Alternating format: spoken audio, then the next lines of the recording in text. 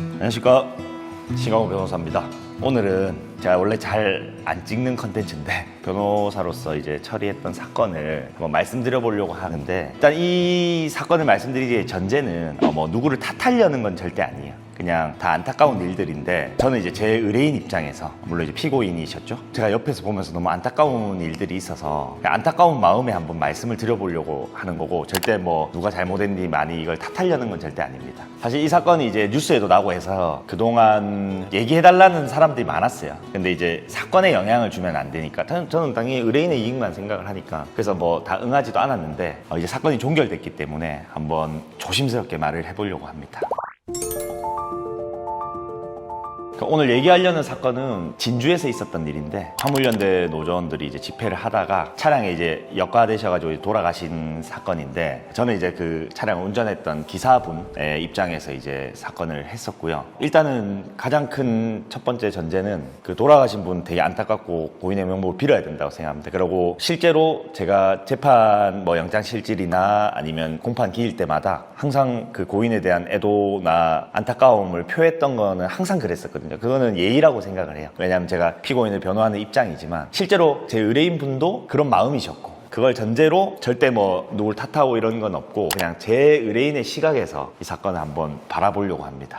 자, 일단은 처음 제가 이 사건을 접하게 된 거는 갑자기 오후에 이제 연락이 왔어요. 지금 경남 쪽인데 좀 도움을 줄 수 있냐. 근데 그때까지는 제가 조사만 가는 그런 사건인 줄 알았어요. 근데 이제 뉴스에 보니까 이미 막 엄청 크더라고요. 이제 사건을 통으로 저한테 이제 의뢰하는 상황이었고, 급하게. 그래서 그때 오후까지만 해도 경찰도 어디서 사건을 하는지 정리가 안 돼 있었어요. 이미 이제 제 의뢰인분은 체포가 돼 있었고, 저는 일단 사건 내용을 다 파악하고 회사나 아니면 저한테 이제 요청을 하셨던 분들 통해서, 그리고 뉴스 기사를 통해서 사건을 먼저 파악을 했죠. 그때는 영상이 좀 돌고 있었거든요. 저는 딱 보자마자 상해 고의를 조금 부인하기는 어려울 것 같다. 그래서 우리가 다퉈야 될 지점은, 혹시 경찰이 이거를 살인의 미필적 고의를 적용하는 거는 조금 저는 맞지 않다라는 시각을 갖고서 최종적으로 이제 경남경찰청 광역수사대에서 수사를 하기로 돼서 저녁에 이제 바로 연락이 닿아갖고 이제 조사 입회를 갔습니다. 원래 저도 일정이 있잖아요. 일단 그건 전부 다 딜레이나 미루거나 취소하는 식으로 해서 한동안은 요거에만 좀 집중을 해야겠다 해서 이제 뒷 일정까지 다 미루고 바로 출발했죠, 진주로.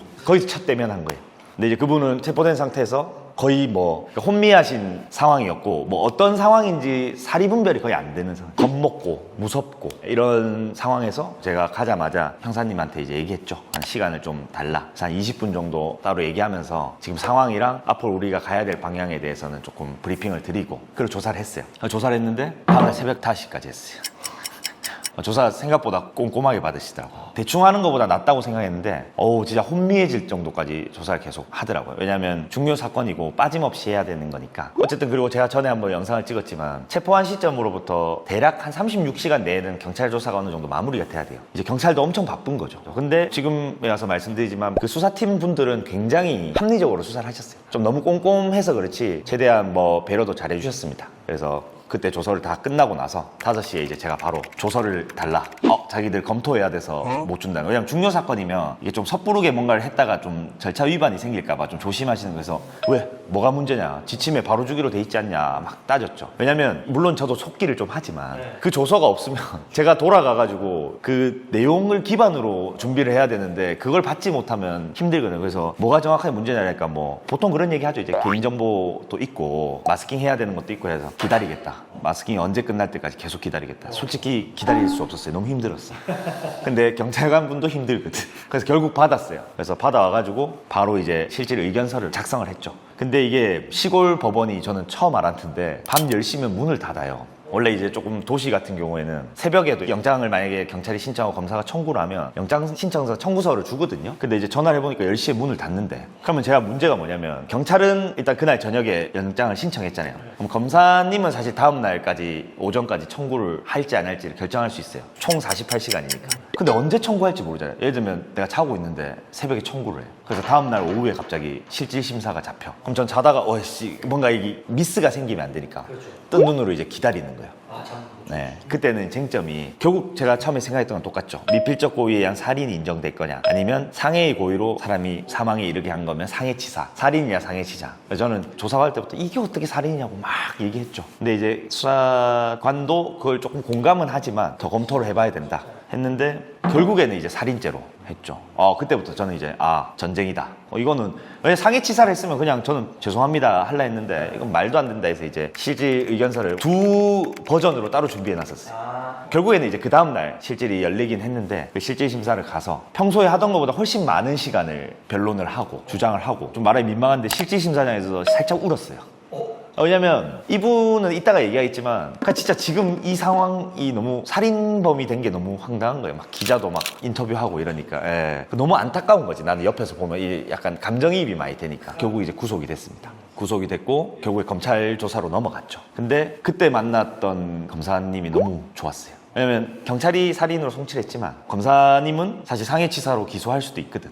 저는 이게 이제 마지막 포인트로 만약에 살인죄로 검사님이 기소했으면 저는 국민참여재판 할라 했어요. 이거는 상식적으로 봐야 된다. 조금 감정에 호소할 부분도 많고 너무 억울하니까. 그래서 이제 검사님한테 조사받고 계속 면담하면서 검사님이 진짜 꼼꼼하게 법리 검토를 다 하셨더라고요. 그러니까 최종적으로 이제 상해치사로 기소를 하셨습니다. 그러게 되면 이제 재판은 간단하죠. 우리가 상해치사를 부인할 수는 없었다고 생각해요. 그래서 용서를 구하고 합의를 이제 진행을 했죠. 또 많은 분들이 도와줘서 합의가 잘 됐고 그래서 최종적으로는 이제 한 4, 50일 정도 구속된 상태로 계시다가 집행유예 선고를 받고 끝났고 양측이 이제 항소하지 않는 걸로 마무리가 돼서 지금은 이제 석방되셔서 잘 계십니다.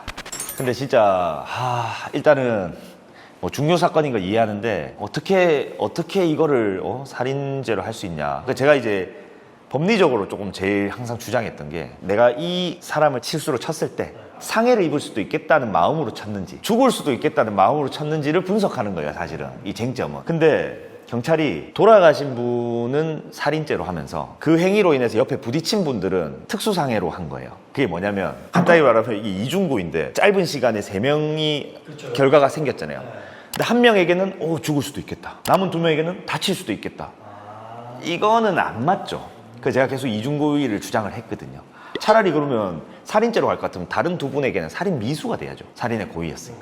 그게 아니기 때문에 상해치사랑 특수상해로 가야 된다는 거를 실질심사장에서도 주구장창 얘기했지만 근데 이제 실질심사장에서 판사님은 그런 거예요. 상해치사여도 구속 사유가 된다라고 보실 수 있어요. 충분히. 저는 이제 경찰이 무리했다라는 걸 강조했죠. 그건 너무 웃긴 거예요. 엊그제까지 그렇게 조사받을 때 신한 척하고 잘 얘기하다가 저는 근데 말할 기회가 없잖아요. 다 경찰이 주도적으로 했잖아요. 실질심사장 그때 처음 말했거든.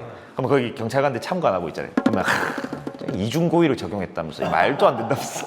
그러고 나와가지고 또 뭐 악수하고 뭐. 왜냐면 배려를 정말 많이 해줬어요. 수사팀에서도 좀 뭔가 안타깝게 생각을 했죠. 뭐 실제로 우리가 생각하는 그런 살인범, 흉악범으로 생각하지는 않았기 때문에 저는 많은 배려를 해줬다고 생각하거든요. 여론도 그랬고. 이분이 좀 안타까운 게 제가 막 새벽 4시에 막 눈 풀려갖고 조사 같이 받고 있으면 자기는 거의 혼미한 상태거든요. 막 머리도 막 꼬여있고 막. 근데 저 때문에 고생이 많으시다고 이렇게 얘기하시는 분이고 그 교도소 접견 갈 때마다 안에 또 다른 억울한 사람도 많은 것 같다. 그러니까 자기는 처음 와봤잖아요. 뭐 그런 게 없으니까 전과 같은 게. 그래서 막 남 걱정을 많이 하면서 본인 생각이나 좀 하라고. 그렇게 이제 좋은 분이셨어요. 그렇게 해서 이제 이 사건은 끝났습니다. 요까지는 제가 바라본 시각에서의 사건인데 이제 그분의 시각에서 한번 말씀을 드려보려 하거든요. 근데 아까도 말씀드렸듯이 뭐 누구를 탓하려는 건 아닙니다. 근데 그분이 얼마나 안타까운 사건인지에 대해서 실질적으로 잘 얘기된 게 없는 것 같아요. 그래서 제가 한번 그걸 말씀드려보려 하는데 요분은 열심히 그 택배 운송을 하시면서 진짜 자기 노동으로 순수하게 돈을 버시는 분이거든요. 진짜 성실하게. 그리고 이런 말씀 드리긴 그렇지만 지금은 좋아지셨는데 또 어머니가 많이 아프셨어요. 그래서 이제 주말에 자기가 조금 열심히 더 노력해서 돈을 벌겠다는 생각도 있었고요. 이게 이제 어떤 상황이냐면 그러니까 이제 화물연대가 이 택배 운송을 막는 거죠. 교섭을 위해서. 물량은 그대로 있는데 운송할 사람이 없어요. 그래서 사실은 요 분이 계셨던 곳은 또 노조분들이 없어가지고 몇 명이 이제 지원을 가는 거예요. 너 좀 저쪽에 지금 사람 없으니까 좀 도와주라 해서 사실 차출돼서 갔어요. 이 물량을 소화를 못하면 편의점주들은 당장 내일 팔 물건이 없어지는 거예요. 그리고 이게 또 우리가 편의점 물건들 생각해보면 유통기한이 그렇게 길지 않은 것들 것들도 많아요. 그러니까 가치가 하락하는 거죠. 그래서 그런 물건들이 있기 때문에 회사 입장에서 많이 차출을 하죠. 그래서 그분은 뭐 차출이 되기도 했고 또 본인도 조금 더 노력하려는 마음으로 가셨던 것 같아요. 갔을 때까지는 잘 몰랐지, 그런 상황을. 근데 이제 주말에 갔는데 뭐 한 오후 3, 4시쯤 도착을 했어요. 그래서 이제 상차라고 하죠. 처음에 들어갔는데도 조금 노조원들이 방해를 했지만 들어갔어요. 상차라는 게 이제 물건들을 실어요. 꽉 싣죠. 그러면 이제 이 탑차 안에 이제 물건들이 쫙 들어와서 배송을 가야 돼요. 근데 이제 그날 예상치 않게 막힌 거예요. 그래서 못 나가셨어요. 그래서 이분이 원래는 그날 일하고 다음날 결혼기념일이어가지고 가족들이랑 식사를 하기로 돼 있었는데 막혀 있으니까 차가 못 나가는 거예요. 그래서 안 되겠다, 뭐 인근에 일단은 모텔이라도 잡자 해서 그냥 모텔에서 같이 주무신 거예요. 예, 그러니까 이제 제가 안타까운 거는 어쨌든 이 위법 상황은 맞거든요. 왜 그 업무를 못 하도록 막습니까? 요 상황에서 경찰이 일단은 적극적으로 조치하진 않았다고 생각해요. 저도 옛날에 정보과에 있었지만 이거 적극적으로 하는 수 있거든요, 제가 생각할 때. 예, 왜냐면 안에 계신 분들 입장에서는 지금 위법이 방치되고 있는 거예요, 사실은. 그리고 심지어 이분이 제일 안타까운 거는 탑차, 그러니까 이제 상차하는 시간이 너무 길어지니까 자기는 돌아가려고 했는데 조금만 기다려달라 해서 마지막에 상차를 하셨어요. 이게 이제 뭐랄까 스노우볼이 되는 거죠. 그래서 다음날 아침에 딱 왔는데 갑자기 경찰이 다 부른 거예요. 오케이, 이 위법 상황을 더 방치할 수 없으니 우리가 딱 신호를 보내면 쭉 일렬로 나오면 된다. 그래서 경찰이 이제 통제해 주기로 한 거예요. 그 얘기를 경찰이 자꾸 안 하더라고. 자기들이 통제해 주기로 했어요. 그래서 그걸 믿고 나오는데 누가 선두겠습니까?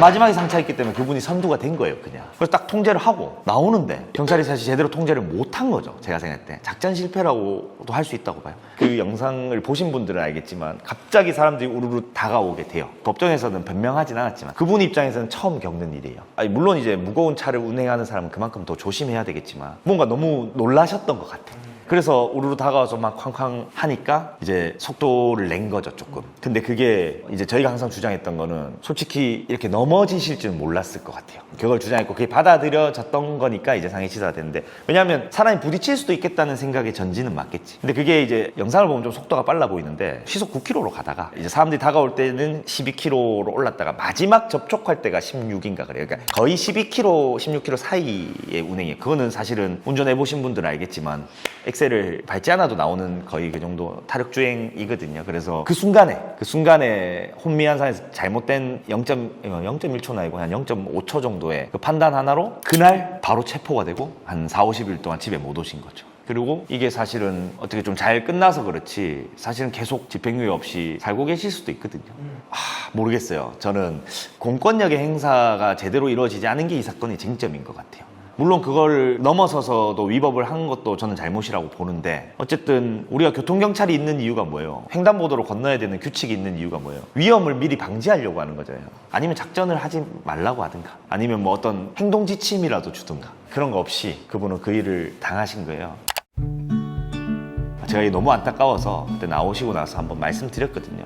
그냥 다른 거 없이 너무 안타까운 사연에 대해서 한번 얘기해도 되냐 하니까 뭐 괜찮다고 하셔가지고 이제 말씀을 드리게 됐는데, 네, 그렇습니다. 그분의 시야에서는 그냥 어찌 지옥 같은 시간이었던 거예요. 물론 이제 당연한 얘기지만 다치거나 돌아가신 분들에겐 너무 안타까운 일이고, 결국 이제 옆에 있다가 넘어지시고 하셨던 두 분은 합의는 일정 정도 된 걸로 알고 있는데 그 내용이 애매해서 처벌 불원을 안 해주셨어요. 그게 실제 판결문에 있어요.